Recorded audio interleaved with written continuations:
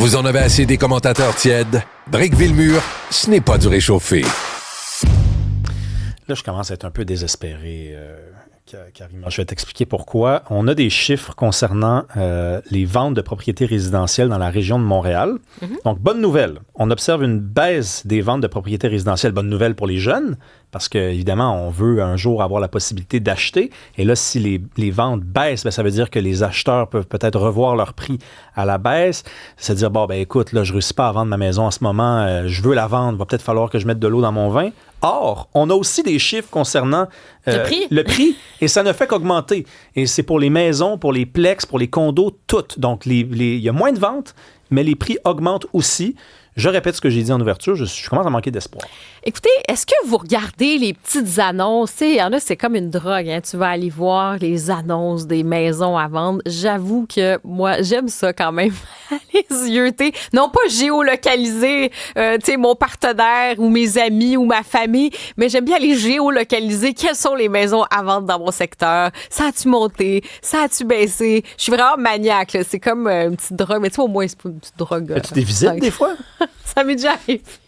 Est-ce que tu le fais juste pour le plaisir ou tu as de réelles intentions? Non, j'ai des réelles intentions, effectivement. Après, c'est compliqué. Comme tu sais, j'habite une partie de l'année, l'autre côté, tout ça. Mais donc, oui, je suis à l'affût.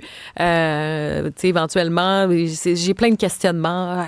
Où est-ce que je vais acheter la prochaine étape? Donc, je suis un peu maniaque de ces annonces-là. Et c'est toujours de se dire, c'est-tu le bon moment? C'est pas le bon moment? Ah, là, tu vois, tu me disais, la vente de propriétés résidentielles dans la région de Montréal, ça a reculé de 8,2 %. Là, tu te dis, c'est peut-être le bon moment parce que j'attends un peu. Est-ce qu'on était dans une bulle immobilière? Parce qu'il y a toujours ça, hein? Tu penses à ce qui s'est passé à Toronto et même à Vancouver. À un moment donné, les prix étaient complètement stratosphériques. C'est encore très cher. Montréal a rattrapé, malheureusement, ce retard-là. C'est rendu quand même assez cher par rapport aux revenus disponibles des gens puis des salaires qui n'ont pas augmenté à la même vitesse que l'augmentation des prix des propriétés immobilières. Mais il y a eu cette bulle. Tu sais, à Toronto puis Vancouver, il y a des endroits maintenant, des condos qui ont été construits un peu trop en quantité, puis finalement, ça coûte tellement cher qu'ils se retrouvent, la copropriété, c'est pas nécessairement si populaire que ça. Pas grave, Mark Carney les achète. C'est ça, bien exactement. Ils achètent les condos invendus à Vancouver. Et la bulle à Toronto, c'est que tu as des prix qui ont baissé. Fait que là, la question qu'on peut se poser, c'est que ça va-tu arriver à Montréal? Là, tu me dis que non, les prix sont quand même hauts. Je ne sais pas, vous, à la maison, est-ce que vous dites j'attends, je suis aux aguets? Est-ce que vous surveillez ça? Est-ce que vous avez mis un arrêt sur votre idée d'acheter une propriété? Vous dites c'est trop cher, tant pis, je vais me rabattre en location, puis ça va être ça. Donc, parlez-nous de ce projet-là, puis on va en parler aussi dans un instant avec quelqu'un de la SCHL. Oui, Lucas Jasmin-Tucci, qui est économiste à la SCHL, il est avec nous. Bonjour. Bonjour. Les chemises de l'Archi du Sèche. On a dit que les ventes avaient baissé, que les prix avaient augmenté. Et là, moi, je dis, je suis un peu désespéré. Mais en même temps, est-ce que les prix augmentent au même rythme qu'ils augmentaient dans les années précédentes? Non, c'est ça. Il y a vraiment un ralentissement de la croissance. Donc oui, c'est vrai, les prix augmentent toujours. Mais ils augmentent beaucoup plus lentement qu'ils augmentaient si on compare à il y a 3-4 ans. Là, on avait des croissances de prix qui étaient entre 15 et 20 %. Donc ça, c'est énorme. C'est pas nécessairement des records, mais presque. Il manque quand même un élément à cette équation-là qui est l'offre. Donc oui, la demande ralentit, mais on a encore, malgré une offre qui a beaucoup augmenté dans les 3 dernières années, on demeure avec un stock de propriétés existantes à vendre qui est quand même historiquement faible. C'est là que beaucoup de pression sur le marché vient. OK. Mais diriez-vous que, tu sais, certains disent, est-ce qu'il y a eu une bulle à Montréal puis ça a beaucoup augmenté? Est-ce qu'on est un petit peu à la fin de ce cycle-là? C'est quoi votre pensée là-dessus? Là? Est-ce que les prix étaient quand même exagérés par rapport à ce qu'il y a réellement sur le marché?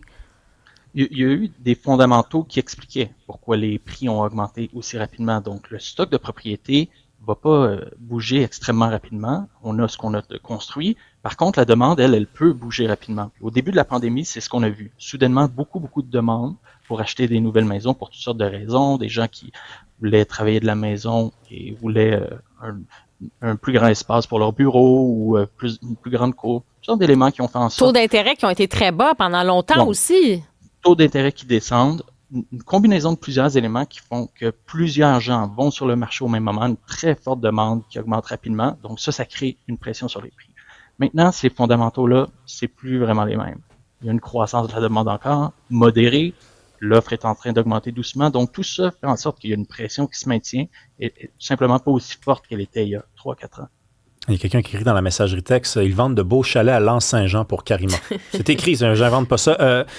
Lucas Jasmin-Tucci, il y a un sondage de la RBC qui dit que 61% des Québécois estiment que le moment idéal pour acheter n'existe pas.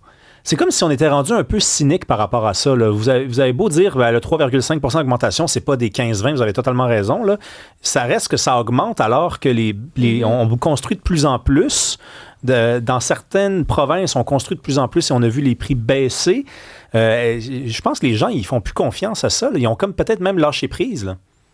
C'est un commentaire que je comprends parce que nous, souvent, on va regarder l'offre et la demande puis on va indiquer selon un certain seuil, est-ce qu'on est dans un marché plus vendeur, plus acheteur?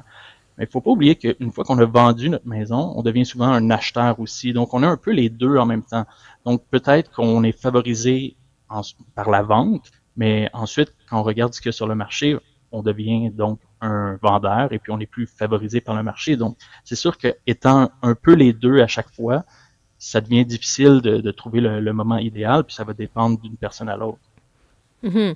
Bon, à ce moment-là, tu sais, quand on pense à cette, même la jeune génération, mais pas que, là, il y a des gens qui souhaitent acheter. Il y avait un autre sondage qui est sorti de la Banque Royale qui dit 74% des Québécois affirment que l'incertitude économique fait en sorte qu'il est difficile de savoir quand acheter une propriété. Puis 78% disent qu'il faut faire plus de sacrifices aujourd'hui que pour les générations précédentes. À ce moment-là, c'est quoi qu'on doit se dire, là? Y a-t-il un bon moment pour acheter? Donc, c'est ça. Le bon moment, ça va dépendre de chaque personne. C'est difficile à dire en général si c'est un bon moment ou un mauvais moment parce que, comme je disais plus tôt, on est souvent à la fois vendeur et acheteur. Donc, ça devient difficile. Mais effectivement, surtout depuis le début de la pandémie, on a vu que les revenus n'ont pas suivi ces fortes croissances-là. Il y a une amélioration depuis quelques temps, mais on n'est pas revenu au niveau d'abordabilité d'avant la pandémie. Et puis ça, c'est vrai pour acheter une maison, mais c'est vrai pour louer aussi. Y a-t-il beaucoup de gens qui sont en défaut de paiement? On n'a pas remarqué des fortes hausses au Québec ou à Montréal. Il y a eu une légère augmentation, mais les niveaux restent quand même assez bas. Merci beaucoup, Lucas Jasmin-Tucci, économiste de la SCHL. Je l'ai eu cette fois. Merci.